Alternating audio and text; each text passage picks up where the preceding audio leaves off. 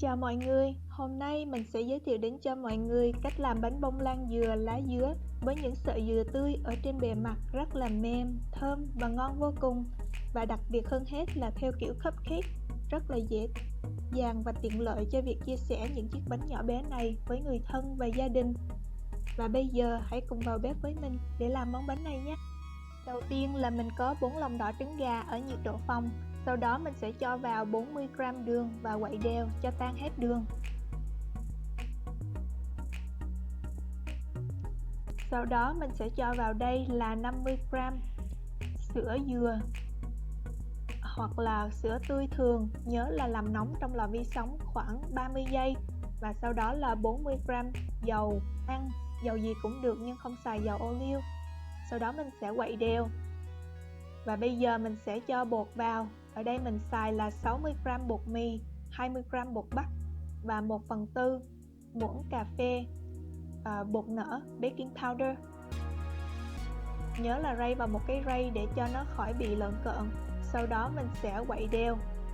Bạn có thể xài là bột cake flour để thay thế cho bột mì và bột bắp. Và cuối cùng là mình cho vào là 1 muỗng cà phê vani và 1/2 muỗng cà phê tinh dầu lá dứa. Nếu như mà bạn không có tinh dầu lá dứa thì có thể xài lá dứa tươi xay với nước hoặc là sữa, và sau đó sẽ lấy tổng cộng là 50g sữa dừa lá dứa thay thế cho 50g của sữa dừa bình thường giống như mình bây giờ. Và bây giờ mình sẽ chuẩn bị phần lòng trắng trứng. Ở đây mình có 4 lòng trắng trứng. Mình sẽ bắt đầu đánh với cái tốc độ thấp nhất. Khi mà nổi bọt lớn thì mình sẽ cho vào đây làm nửa muỗng cà phê cream of tartar hoặc là nước cốt chanh. Và sau đó mình sẽ tiếp tục đánh cho tới khi tan hết bột cream tartar. Bột này giúp cho stabilize cái lòng trắng trứng của mình. Sau đó mình sẽ cho vào là 40g đường, chia ra làm 2 lần và tiếp tục đánh lên.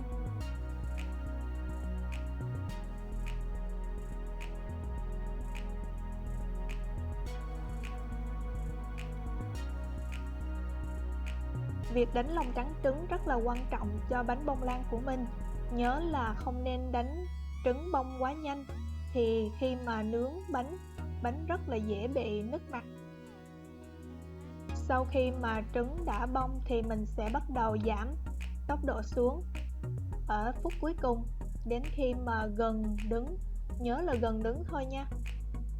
Và sau đó mình sẽ làm nóng lò ở 340 độ F hoặc 171 độ C. Và mình sẽ lấy 1/3 lòng trắng trứng và trộn vào phần lá dứa lòng đỏ này. Lúc này thì mình có thể trộn bình thường.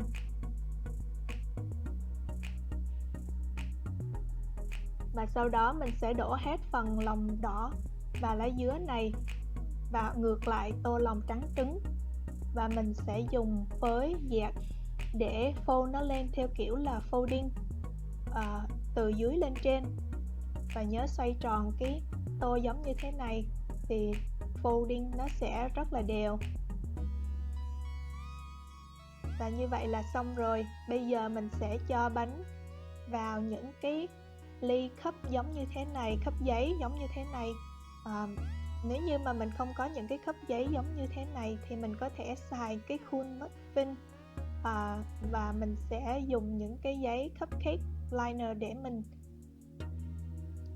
cho bột vào, và nhớ là thổi xuống để cho nó vỡ hết những cái bọt khí.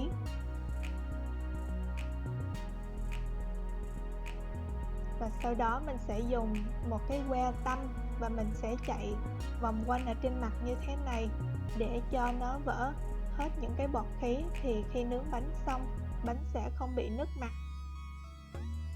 Đây là một trong những cái bí quyết quan trọng trong việc làm bánh bông lan.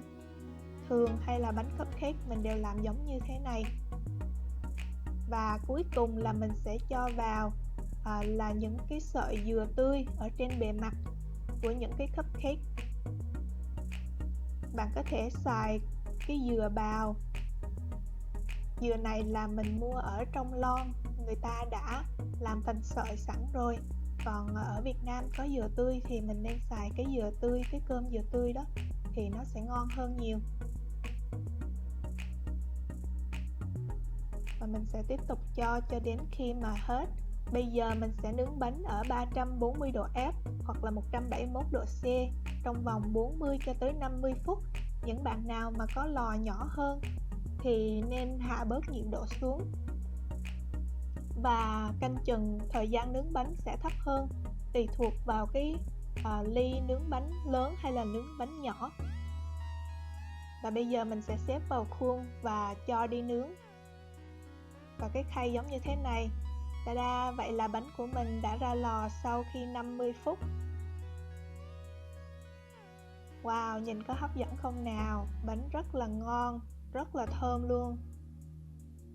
Và bây giờ nhớ là mình sẽ xếp lên một cái khay để cho bánh có thời gian được nguội bớt. Giống như thế này. Wow, nhìn hấp dẫn quá. Mùi lá dứa, mùi dừa, thơm vô cùng. Giờ mình sẽ bẻ bánh ra cho mọi người xem là bánh nó mềm và ngon giống như thế nào ha. Đây là bánh của mình, sau khi nguội nó sẽ tự tróc khỏi cái cupcake. Và bây giờ mình sẽ bẻ ra. Wow, nhìn có ngon không nào? Rất là mềm, thơm. Chúc mọi người thành công với công thức này của mình. Và đừng quên là đăng ký và subscribe cho channel của mình. Cảm ơn mọi người rất nhiều. Bye mọi người.